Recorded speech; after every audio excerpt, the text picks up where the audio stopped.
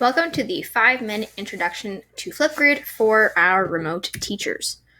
Flipgrid is a fantastic app that you can use to keep up those really important face-to-face interactions while we are teaching remotely. I recommend opening up flipgrid.com in a different tab so you can kind of follow along and explore as we go through this video. So you can use Flipgrid for a variety of different things that you want your students to do or objectives. So students can present their individual learning, they can ask questions or answer reflective questions, they can respond to their peers, or they can perform a skill. This app is really easy for students to use and really accessible in the home. So some really cool examples that I've seen already are students taking their phones out in the backyard and doing a science presentation, students holding up their tablets or Chromebooks to do a how to draw fish tutorial video. So there's a lot of really cool ways you can access it, and because it's available on all devices, students can use it really easily in their home environments. I'm not going to walk through step-by-step how to set up your Flipgrid because that's very class specific, but I do recommend downloading the Flipgrid Educator ebook. That looks like this. This ebook is actually co-written by Rhode Island's own Jen from Bristol Warren School District, and it walks you through step-by-step with pictures how to set up your accounts, how to set up your grids and your topics, and some tips and tricks on how to customize or really use all the resources that Flipgrid has to offer and make this a really cool platform for your students. I know a lot of that lingo sounded crazy. I just want to focus on a couple different things first. So specifically, I'm going to be looking at grids and topics and how you can set your class up for the best possible success in their individual learning. When you're building your content, you are going to be breaking it up into grids or topics. So a grid is a one-stop shop for teachers on how to access all of the assignments they're giving to their students. Your grid might be broken up by class, section, or grade level, depending on what you teach. If you have multiple sections of, for example, 9th grade English, you could break it up for each section. But I would recommend to just have all of your 9th grade students see all of their writing or all of their presentations, because then you don't have to repeat assignments.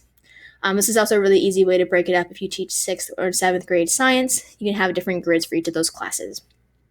A topic, on the other hand, is what is the easiest thing for your students to see. So these are the individual assignments that your students are working on, and those are the easiest ones to quickly click and copy to your agenda. I'm going to show you a couple different ways that teachers have been using grids and topics. So this is a 5 through 12 band director page. And in order to have his students be able to see, older students doing really well on their assignments and respond to different performances, he set up one grid for all of his band students in the district. In that grid, his topics are different assignments based on what section the students are playing in, or different assignments for high schoolers for performance. So this is one way you can divide up your grids and topics depending on what you want your students to see and do.